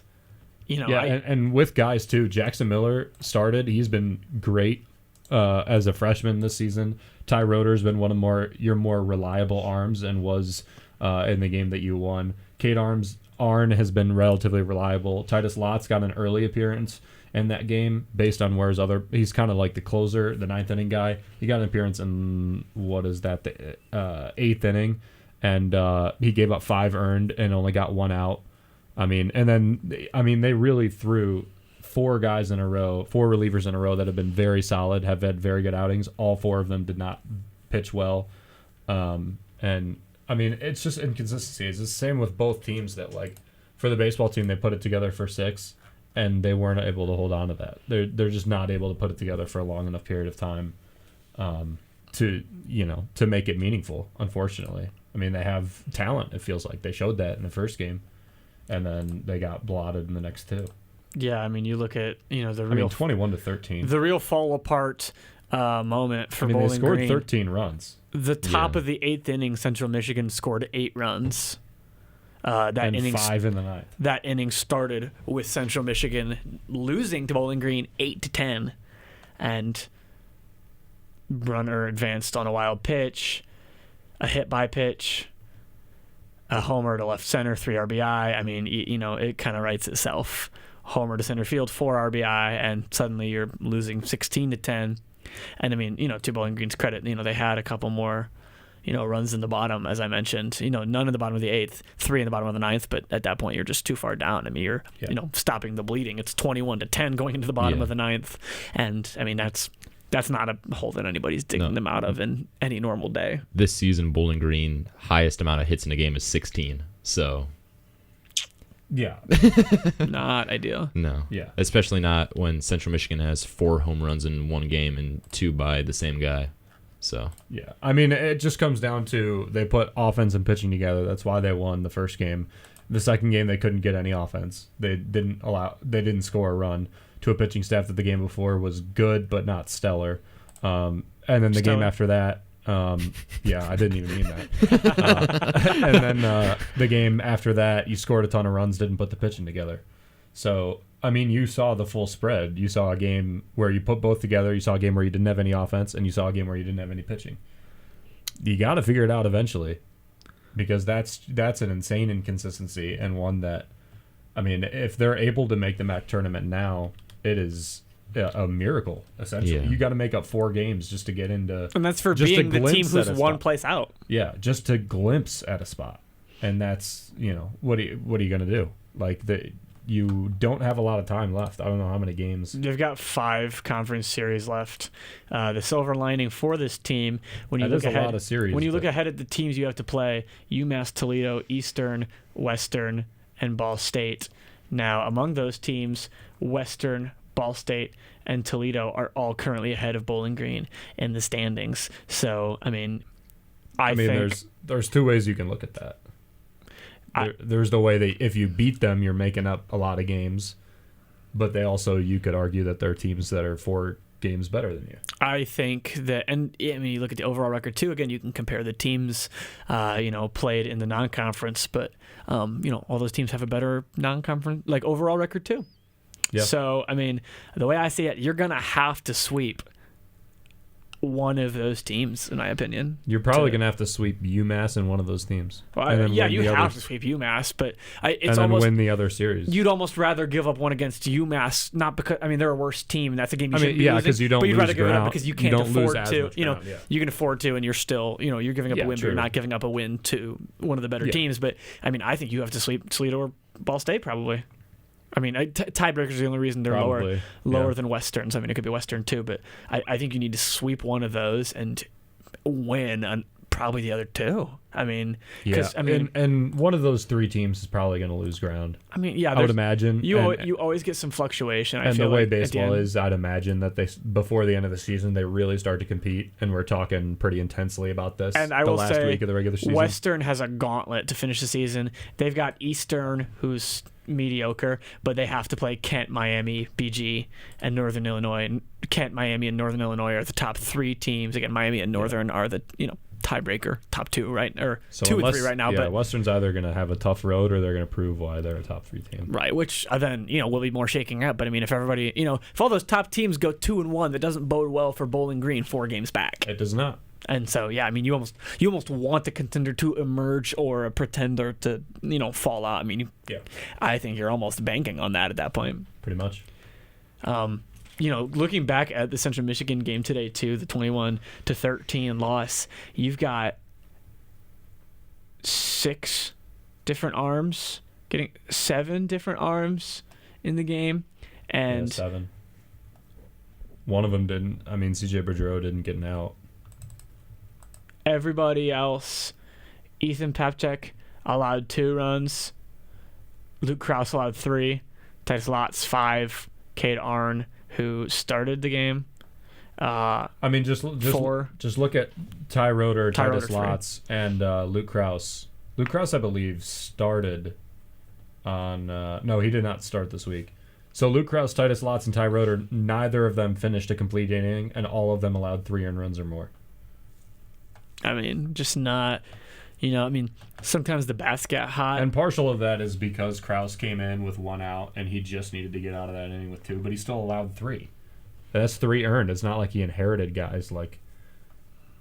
He just wasn't able to, get out of the inning clean. And those are guys that have been reliable. That's the unfortunate part, is that 5 that maybe even 6 of the 7 guys that threw are very reliable arms for you out of the bullpen. You're not slick, by the way. I did the gesture. I Gavin, know. Yeah. Gavin can go cut it up. Shout out Gavin. Yeah, shout out Gavin who edits this. But yeah, that's the unfortunate part is the reliable arms that you threw. Well, and I didn't have the opportunity to, but I mean, you look at that top of the 8th inning. I mean, are we just tossing meatballs? I mean, 5 hits, 8 runs. Yeah, I know. You got 2 big homers, one a grand slam, the other a 3-run. I mean, you just can't. I mean, listen, Bodrock and Roeder and Lotz each threw a combined 4 innings between the 3 of them and allowed only 2 earned runs on 4 hits and had more strikeouts than walks. Oh. And those 3 today allowed more hits and earned runs than innings pitched by a long shot. And it's bizarre how it kind of fell apart because, again, you allowed what allowed changed? 4 and you allowed 5. I mean, that's not bad. Maybe you want to allow less than 5, but I mean, you're gonna give some up, especially multiple days into a weekend. Yeah. And the question is, what changed? I mean, like we did the press conference with Coach Hallock after that game. Everybody happy, everybody smiles, everybody. You could tell that was a win that they've been sitting on. That the previous Ohio State and Lords were great, but conference matters. Yeah, way more. I mean, you had a very good series against Akron. You just continued that into the next week, and unfortunately, they weren't able to close it out. So I don't know what the problem is, but it's got to be solved pretty darn quick because you're running out of time. Yeah, I mean, Carson. You look at the win for the weekend: Bowling Green 5, Central Michigan 4 on Friday, and you've got I'm sorry, I might have misspoken there. No, it was on Friday. Okay, I'm right. Regardless, you look at the win on Friday, and you've got a completely different story in the pitching. Ty Roeder, 2 hits in 2 innings, 1 run. Carson Sova, 5 innings pitched and only 2 runs. That's not that bad at all. I mean, Sova had a great Sova start. had a really nice outing. CJ Bodrock pitched an inning, allowed a run, but it wasn't egregious. Didn't again chuck a slow pitch and give up a homer. I mean, and just watching there was no hard hit balls. I mean, not really one. I mean, there was the home run by Joey Milto. That was a solo shot that put Central up 4-3. Vickers, even his what turned out to be the go-ahead runs, he had a 2-run single. That was kind of a ground ball past the shortstop. There was not really a hard hit ball, and I think there was only 1 extra base hit, and that was the home run. So I mean, you're talking about a game. Even eye test that the pitchers passed. They had a great day. Pitching staff on Friday was great. And again, it's a tale of 2 different sides too. Say what you will for fielding. Clearly, pitching kind of the issue in that 3rd one, but you look in the 2nd game, Bowling Green gets shut out 5-0. You had 3 hits. How are you going to have 3 hits as a baseball team that has been and should be a contender? I know it's a team that's every team is retooling every year, and that's the nature of mid-major sports, and that's not a new thing, but this is a team that put up 9 against Ohio State just this week. Last weekend, they put up 9 twice against Akron and 6 the other time. Is Akron a worse team? Maybe, fine. But you're also a team that puts up 13 on Sunday. How do you go shut out on Saturday? I mean the inconsistency is just incredibly jarring. And to be honest, if Bowling Green was 2 games back of that giant tie blockade for the 2nd spot in the MAC right now, I'd say fine. I'm not super worried somebody might fall off and they can alternate some won and lost weekends and probably limp their way in. With this kind of inconsistency, I mean, I don't know how you're going to make up 4 games. I mean, just looking at the Saturday game now, I mean, you had really good pitching performance. Ethan Stady had a very good day, and 5 runs is not outside of the realm of a winnable game. Not at all. I mean, that's more than you'd like, but Stady didn't have a bad outing to give up 4 in 6 innings, and Andrew Heffernan had a heck of a 3 innings. He only had 1 hit, didn't allow a walk, and it was 1 earned run. So it's just 1 hit by pitch, so I guess that counts as a walk. But the pitching for Central Michigan I mean, the three relievers that you saw in that game after the starter, who Hayden Bailey's been incredible on the season. He's been their best pitcher. But the three relievers that you saw have given up more earned runs than innings pitched this year. And by no means are on hot stretches of putting very good relief appearances together. I mean, you have to. And they shut you out, those three guys. It really begs the question, is the Big Ten overrated? Maybe. I mean, maybe look that's at what it pitching is. in that game. Luke Krause, 4 innings pitched, 4 hits, 3 runs, all earned.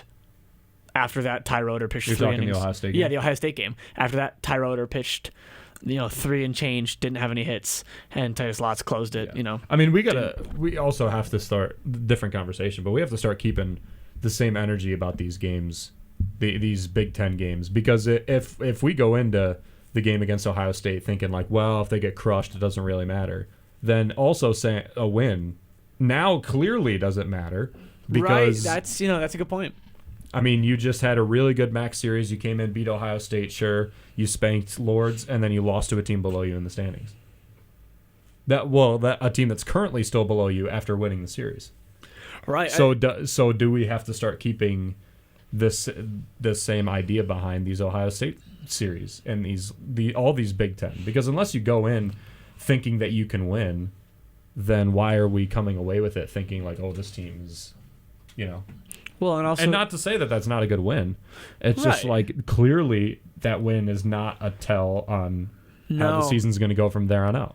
And I mean, also, how much did you hang your head, looking at a loss against Findlay? If you want to, play that same metric too. I mean, that's a D2 team. I would say the gap between Bowling Green and Findlay should probably be. I mean, I would say bigger or as big as the one between Ohio State and Bowling Green. And in fairness, Tiffin and Findlay are very good D2 teams. Yeah, I mean, I felt like all the lower division teams, threw some haymakers. I mean, shout out Andrew Arnston, Eastwood boy, hit a 3-run homer to put Lords up. A program that's on the way out because the university's on the way out, mind you, and put them up early in that one. Obviously, the Falcons, rallied, ended up making it a not particularly close score. Walking it off a little early, but I mean, even so, how much weight, why are we making conclusions based off of these? I guess if you're going into the game throwing guys, like you can't throw your guys against Ohio State, like pitcher wise, because you have to save them for the weekend. Yeah, and I'm sure Ohio State probably had the same mindset, and I'm sure if they were really trying to go out and win that game, they would not have thrown that guy in the first inning. No. So how much weight can you really put on that game, the Lords game, Findlay, Tiffin, when... I mean, they won the Findlay and Tiffin game, and just a week later, they swept Akron. Or they lost the Findlay game, and then just a week later, they swept Akron. So clearly that Findlay game is not an indication. Yeah. And now Ohio State, they beat Ohio State by 6 runs, and then lost back-to-back games by worse scores to Central Michigan. Yeah, for reference... Luke Krause pitched 4 innings against Ohio State, had a fine outing at the time. 3 hits and 3 runs, all earned in 0.2 innings pitched when he came in the third game against Central Michigan. I'm not saying that's just because of Ohio State and lack of rest in the interim between those games, but I mean, it's hard to think that doesn't matter when you see that kind of result and that kind of departure from, what otherwise has been pretty, I think solid play that we've seen from Krause at the mound. I mean, that doesn't... Yeah. By the way, the guy that Ohio State started, the guy that they threw to that first inning, he got 1 out and allowed 6 runs, 3 of them earned. His last appearance was against Toledo at the end of March. So he's had back-to-back MAC appearances. His appearance before that was Wright State. His appearance before that was Xavier. And before that, another MAC opponent in Kent State. Well, so he is not... in a way, trusted by the Ohio State coaching staff to throw against Big Ten competition. Which makes sense. So can you judge him as a Big Ten arm? Well, and I mean, if you want to, go by that logic too, I mean, Micah Smith for the Falcons, not your, oh, exactly, not your go-to arm either. No. And so, again, you see Lords go up early and, it kind of makes sense. It's, so how it's much second inning and it's 4-0. How much weight can you really exactly put on him? I mean, the Ohio State kid's got an 18 ERA. Like, come on. If you're trying to win the game, you do not start him. Right. No disrespect to him. I mean, it's just, where the players are at. And, Yeah. it's difficult. Just these midweek non-conference might be good to pull teams out of slumps and to try new guys and stuff like that, but that's got to be what it's limited to. Is this where I get to say again? I just don't like once you start conference play, cut it off. I love, and maybe the exception. I'll make an exception. I'm a hypocrite because I loved it with hockey. It was really fun, but I mean, some of these games, it's just like yeah, but it's like if you played Ohio State in hockey on a Tuesday and then you have to play Minnesota State on a Saturday. Like that's just I mean, physically is different because you can't in hockey really, you need recovery time. But like, who cares? Yeah, and they play Dayton and Canisius this coming week. Like, it's cool, you get to watch baseball, the teams play against each other.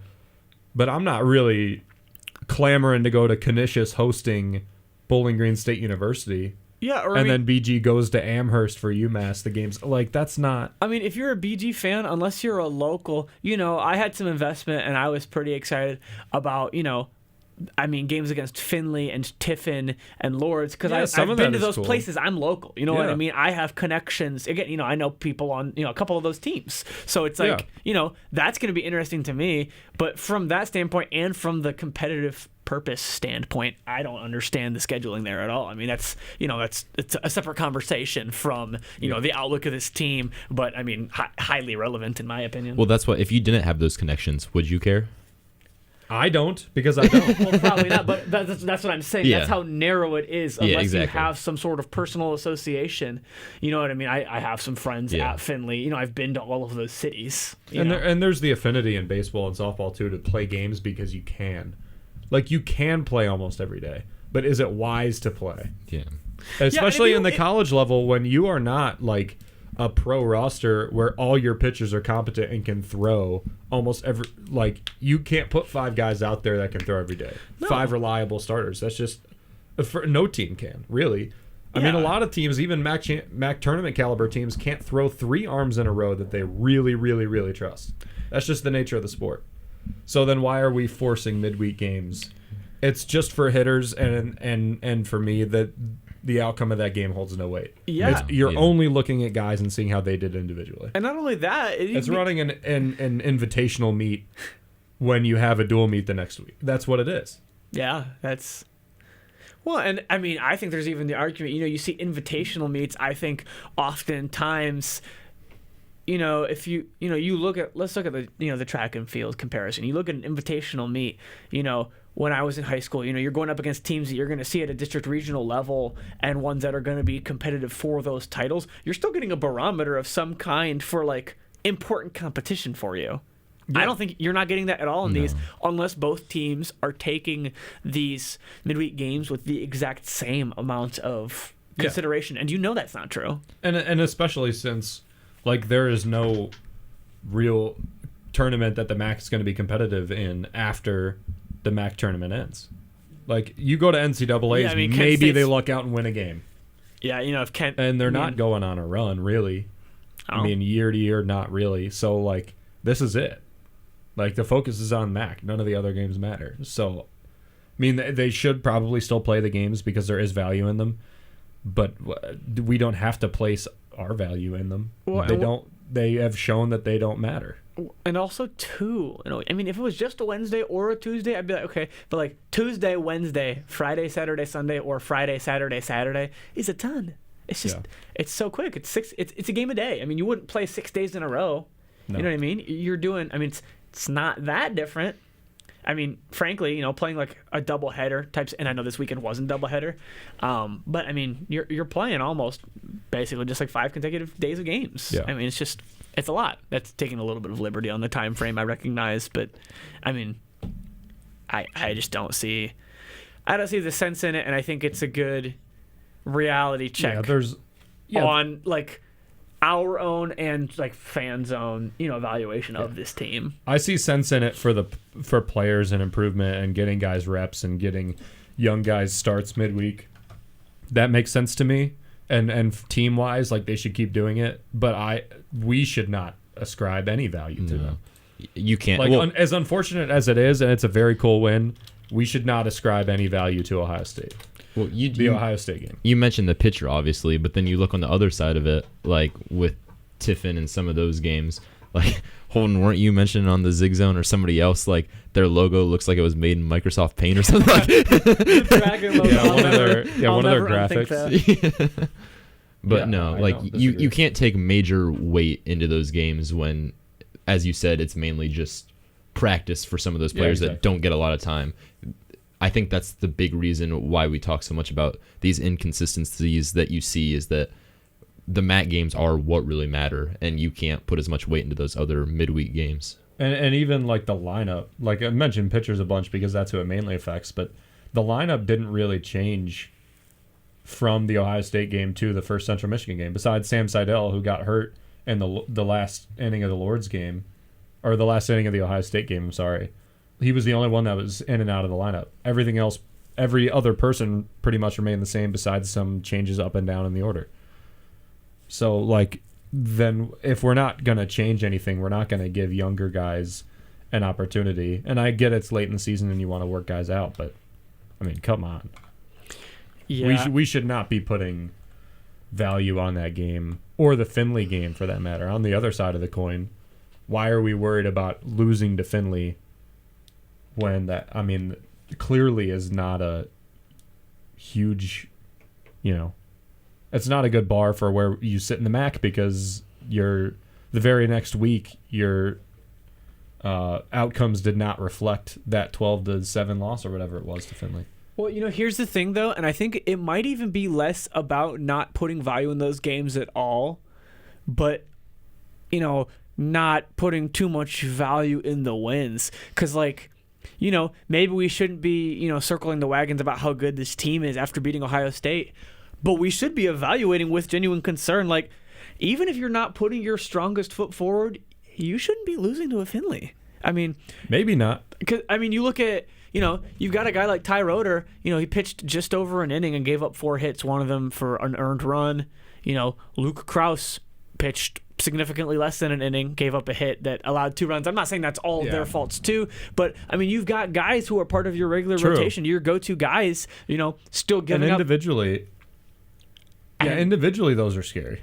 And so maybe you don't judge the whole team on it, but like, but guys, on an individual basis, you can't have guys not showing up against Findlay. I mean, why are they? If they're not showing up, why are they playing in that game at all? Number one, that's because if you're not playing to win or get better, doesn't matter. Argument. And if you don't care about winning, and I mean, how much better are they getting playing against? I mean, getting shelled. Just because you have it up, Andrew Heffernan's been kind of like a long reliever for them, and he got a start that day. So that to me is, you're giving a guy an opportunity at a midweek non-division game, like not even Division I. That's just a non-division game. So that's fine. Ty Roeder has been an everyday kind of guy for you. Chase Clatour, Joey Buchanan. Who else is on that list? I mean, Cade Arn kind of contributes a little bit, but those 3 guys I just mentioned are not pitching in the spots that they normally pitch in. Well, so at least that to me shows that Hallock is trying to force guys into situations. And I'm sure, I don't remember the press conference after that game if there was one, but you lose that game, it's not the end of the world. It's just like, okay, we threw guys in situations, hope that they succeed, learning experience. And you got down early too. I mean, you were down 9-0 after 3. So I get, you're not going to dig out of that hole probably, but even if you weren't down 9-0, I mean, save for a 1 good inning, the hitting wasn't that good. I mean, Findlay had double the hits that you had. I know, again, Heffernan, you're putting him in a situation, no fault of the young man, that, just the way that situation plays out. But we should be much more upset with losing the last 2 games to Central Michigan than we should upset with the loss to Findlay, or pumped with the win to Ohio State. Yeah. And I think or pumped with the win to Lords, because that, like, I think you that's can't go into a game saying it doesn't matter if you lose big and then saying it matters when you win. Like, that doesn't make a lot of sense. Yeah. Unless it's like a team like we had in hockey, like that situation where, like, Ohio State, you could definitely have a chance to beat that team. Like, if you came away being swept, that would be disappointing. Well, and I also don't think, like, you look at Ohio State Notre Dame series in hockey, I think because of just, like, the nature of the sports, I feel like, it's hard to see a hockey team taking another hockey team lightly in the same way that, like, baseball. Well, and it's a smaller sport, and the talent's less spread. Right, and which I mean, is, you're not really playing. I mean, we saw the same, guys we expected to against Ohio State and Notre Dame. Yeah. You saw different guys against Tiffin and Finley and Lawrence. Yeah. So, I mean, it's different cases, and I feel like there's not a universal rule that you can apply across sports. But all to say, Central Michigan series is very disappointing as a whole. Baseball is good. I'll put it on record. I think they need at least a sweep over Toledo or Western or Ball State to make the tournament. They're going to need at least a sweep. And if they don't, they need to win every series. If they don't sweep, they have to win. They have to beat all three of those teams in the weekend series. Yeah. They have to take 2 out of 3. Because that would give you 8 wins. And that's probably about exactly what you'll need. You got about that's 15 probably conference games left. Probably about the magic number is 8 wins. And that's assuming, you probably take care of business against UMass, who doesn't matter in this game the last team in last year, it was 12 and 18 Eastern Michigan. But you need one of those teams. But Toledo was right above them, and they had 5 more wins. I mean, if you win every series the rest of the way, that's 10 wins versus 5 losses, assuming 5 series, 3 games per. Is it 5 series? They have 5 weekends left. Oh, I thought it was 4. No, they've got Ball State, Western, Eastern, Toledo. Oh, and UMass. Yeah, you're right. It is 5. So, I mean, if you go 10-5, you win all of those weekends. You're still gaining only individually on each of those teams ahead of you. You're only gaining 1 game because they're going up 1, you're going up 2. And so, outside of the other games that those teams play, you still need 3 games made up over that span. And so they need to win less than half of their other games, or like their remaining games from now. If they all have to go sub 500 in that scenario, 10 which is games, crazy. 10 games is a reasonable magic number because in 2023, that would have put them into the top 6, which is the MAC tournament. In 2024, it would not have. In 2025, it would have. So now in 2026, the pattern says it won't, but that's kind of where the bar is about 10 wins the rest of the season and your 5 more series. And I'm comfortable saying that's what's going to need to happen. We'll quote us on this if we clock it right or not, but it'll be one to look back on. We're going to go over the schedule here for upcoming Falcon athletics so you can know what to look for from BG Falcon Media and the Falcon Media Sports Network's coverage of Falcon athletics. Tomorrow, men's golf starts the Bluegrass Collegiate Invitational in Lexington, Kentucky. That'll be on Monday and Tuesday. Tuesday, baseball plays against Dayton. That's a home one at Stellar Field. We'll have coverage of that, of course. Baseball and softball in motion on Wednesday. Baseball playing Canisius in Buffalo, New York. Softball traveling up to Ann Arbor, Michigan to take on the Wolverines. On Thursday, the 16th, women's track starts the Brian Clay Invitational. That's in Azusa, California. On the 17th, that's this coming Friday, that invitational continues for track and field, as well as a different part of the track and field team. It's kind of a split of field events and runners. They will also be competing at the Virginia Challenge in Charlottesville. That'll be the 17th and the 18th, this Friday and Saturday. Baseball starts their weekend against UMass on Friday. Softball starts their weekend against Northern Illinois on Friday, with baseball being on the road in Amherst, softball being at home. Then this Saturday, the track meets both continue. Baseball and softball both continue their series. Softball with a doubleheader to end their weekend. The Falcon Collegiate is also in Nashport for a men's golf team as well. And then last but certainly not least, next Sunday before this show, there'll be women's tennis, Bowling Green against Toledo at home, as well as baseball against UMass to wrap up the final match of that weekend. So a full slate of Falcon athletics coming up in the following week. And as always, you can check out bgfalconmedia.com, BG_FMSN on Twitter X, and BG Falcon Media and the Falcon Media Sports Network, wherever else you get your social information, news, sports coverage, and whatever else you're looking for. You can also always check out the broadcasts on Falcon Radio and WBGU 88.1 FM, and get those on our website, bgfalconmedia.com as well. Before we wrap up, one last shout I want to make, because the last day of it's going on right now.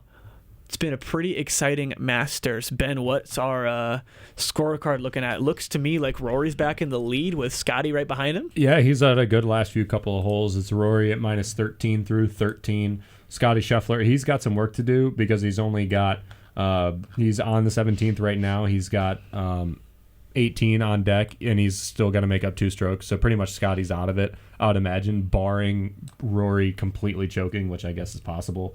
And then Streets are saying he might. yeah, Streets are saying.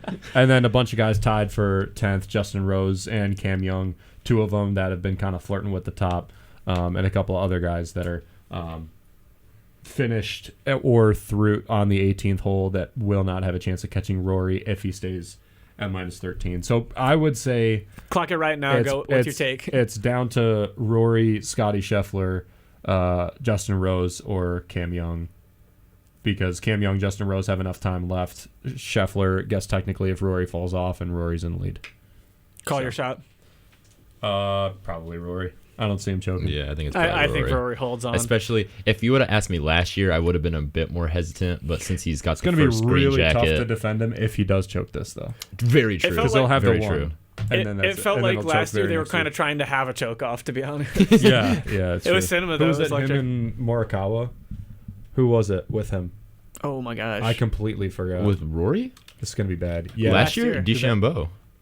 No, in the playoff, it was Bryson? Wasn't it? I don't remember. We I'm gotta pretty figure this out sure, before because we- weren't they Justin battling? Rose. It was Justin The Rose. sudden in death was Justin 2025? Rose. Yeah. Oh, okay. I thought it was Morikawa, but maybe I was thinking another thing. Yeah, that's Yeah. bad that we didn't know that. Offer it. Yeah, it was a sudden death against Yeah, Justin Rose. I remember one with. Oh, Rory they and- were. Bryson never won mind. the one with Rory and. That was the Open, and then yeah. Yes. Yeah. There we go. Yeah. Well, that's going to do it for us here from the Zig Zone. As always, check us out on all the platforms where you find BG Falcon Media. For Ben Korek, Dawson Pelter, and myself, Isaac. Have a good one.